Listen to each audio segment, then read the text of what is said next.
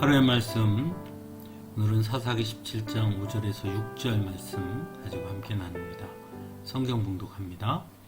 미가라는 이 사람은 개인 신당을 가지고 있었다.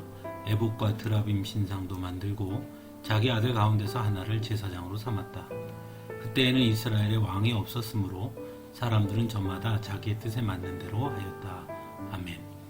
사사기 시대의 이스라엘 백성들을 가장 잘 표현한 말씀이 바로 사사기 17장 6절에 그때에는 이스라엘에 왕이 없었으므로 사람들은 저마다 자기의 뜻에 맞는 대로 하였다라는 말씀입니다. 이스라엘 백성들의 정체성은 하나님 안에 있는 것입니다. 그 말은 곧 이스라엘 백성됨은 하나님의 말씀대로 사는 백성이라는 뜻이지요. 하지만 사사시대 이스라엘 백성들은 하나님의 뜻이 아니라 자기의 뜻에 맞는 대로 하였다는 것입니다. 그 대표적인 예가 바로 미가의 모습입니다.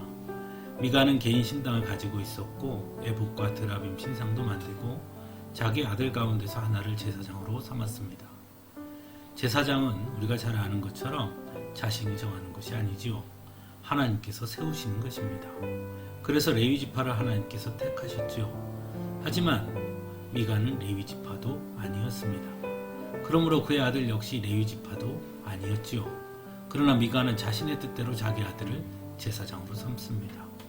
또한 하나님을 섬기지 아니하고 개인 신당을 가지고 있었고 에봇과 드라빔 신상을 만들었습니다.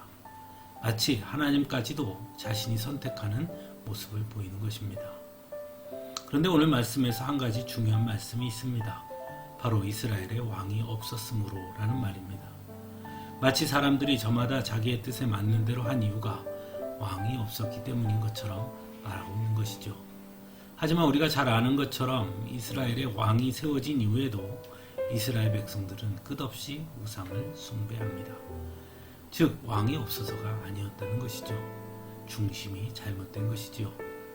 사람들은 자신의 실수를 자꾸 외부에서 찾으려는 경향이 있습니다. 그리고 그것을 핑계 삼아 자신의 잘못을 숨기려고 할 때가 있는 것이죠.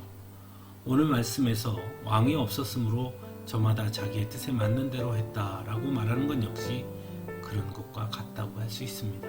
즉 핑계일 수밖에 없는 것이죠. 각각의 중심이 올바로 잡혀 있다면 결코 무너지거나 흔들리지 않았을 테니 말입니다.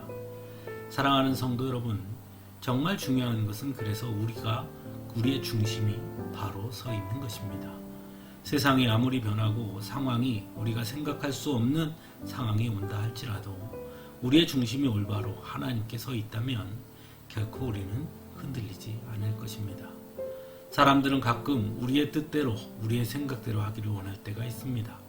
하지만 잊지 마시기 바랍니다. 우리는 우리의 뜻에 맞는 대로가 아니라 하나님의 뜻에 맞는 대로 살아야 한다는 것을 말입니다. 왜냐하면 그것이 성도이기 때문입니다. 함께 기도하겠습니다.